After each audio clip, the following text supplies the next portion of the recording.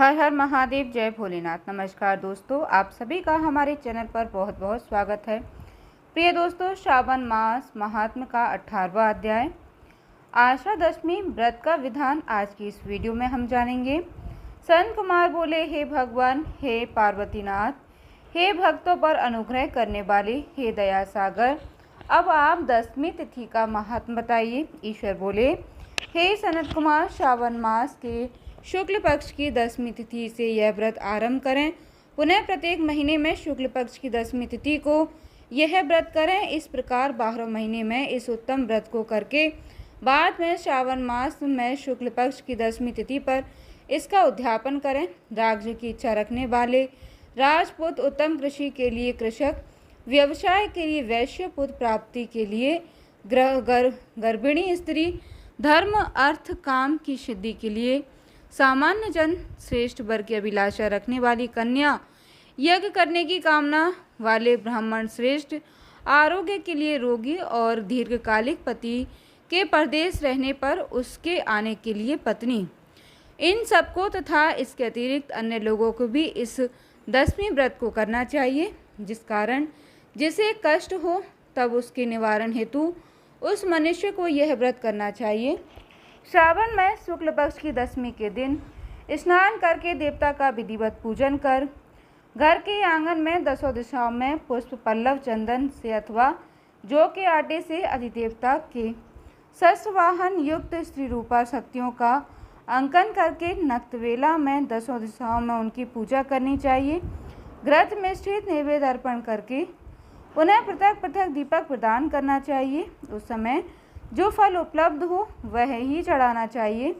इसके बाद अपने कार्य की सिद्धि के लिए इस प्रकार प्रार्थना करनी चाहिए, हे दिग्वेता, मेरी आशाएं पूर्ण हो और मेरे मनोरथ सिद्ध हों। आप लोगों की कृपा से सदा कल्याण हो। इस प्रकार विधिवत पूजन करके ब्राह्मण को दक्षिणा देनी चाहिए। हे मुनिश्रेष्ठ, इसी क्रम से प्रत्येक महीने में दशमी तिथि का व्रत सदा करना चाहिए और 1 वर्ष तक करने के अनंतर उद्यापन करना चाहिए। अब पूजन की विधि भी कही जाती है। सुवर्ण अथवा चांदी अथवा आटे से ही 10 दिशाओं को बनवाएं। उसके बाद स्नान करके भली भांति वस्त्राभूषण से अलंकृत होकर बंधु बांधवों के साथ भक्तिपूर्ण मन में 10 दिग्विताओं का पूजन करना चाहिए। घर के आंगन में क्रम से इन मंत्रों के द्वारा दिग्विताओं को स्थापित करें। इस भवन के स्वामी और देवताओं तथा दानवों में से नमस्कार किए जाने वाले इंद्र आपके ही समीप रहते हैं।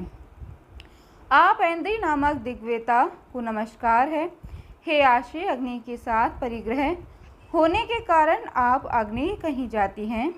आप तेजस्व स्वरूप तथा पराशक्ति हैं, अतः मुझे वर देने वाली हो। आपका ही आश्रय लेकर वे धर्मराज सभी लोगों को दंडित करते हैं, इसलिए आप संयमिनी नाम वाली हैं। हे यामे, आप मेरे लिए उत्तम मनोरथ पूर्ण करने वाली हो। हाथ में खड्ग धारण किए हुए मृत्यु देवता आपका ही आश्रय ग्रहण करते हैं, अतः आप निरति रूपा हैं। आप मेरी आशा को पूर्ण कीजिए।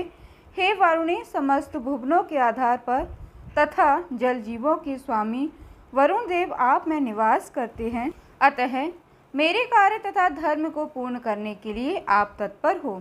आप जगत के आदि स्वरूप वायुदेव के साथ अधिष्ठित हैं, इसलिए आप वायवा, हे वाव्य, आप मेरे घर में नित्य शांति प्रदान करें। आप धन के स्वामी कुबेर के साथ अधिष्ठित हैं, अतः आप इस लोक में उत्तरा नाम से विख्यात हैं। हमें शीघ्र ही मनोरथ प्रदान करके आप निरुत्तर हो। ऐसा नहीं, आप जगत के स्वामी शंभु के साथ सुशोभित होती हैं। हे शुभे, हे देवी, मेरी अभिलाषाओं को पूर्ण कीजिए। आपको नमस्कार है, नमस्कार है। आप समस्त लोगों के ऊपर अधिष्ठि हैं, सदा कल्याण करने वाली हैं और सनक आदि मुनियों से घिरी रहती हैं। आप सदा मेरी रक्षा करें। सभी नक्षत्र ग्रहण, तारागण तथा जो नक्षत्र माताएं हैं और जो भूत प्रेत तथा विघ्न करने वाले विनायक हैं, उनकी मैंने भक्ति युक्त मन से भक्तिपूर्वक पूजा की है। वे सब मेरे अभीष्ट की सिद्धि के लिए सदा तत्पर हो।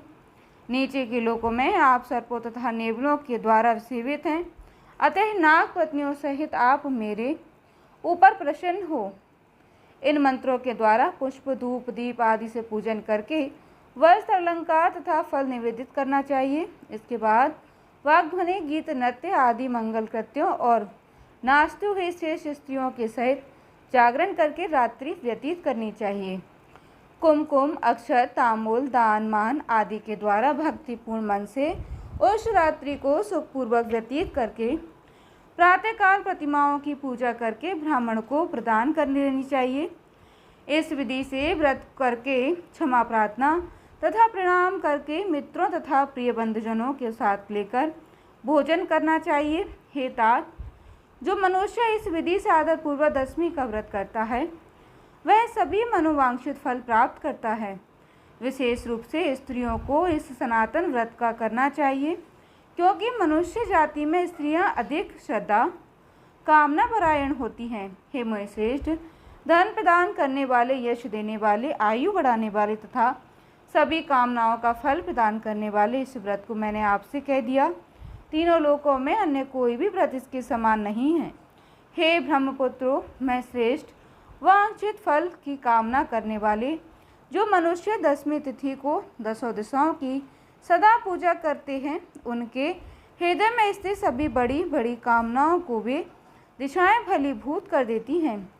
इसमें अधिक कहने से क्या प्रयोजन। हे सनत कुमार, यह व्रत मोक्षदायक है, इसमें संदेह नहीं करना चाहिए। इस व्रत के समान ना कोई व्रत है और ना तो होगा। प्रिय भक्तों, इसी प्रकार श्री स्कंद पुराण के अंतर्गत ईश्वर संत कुमार संवाद में श्रावण मास महात्म का आशा दशमी व्रत कथन नामक 18वां अध्याय पूर्ण हुआ। हर हर महादेव, जय भोलेनाथ।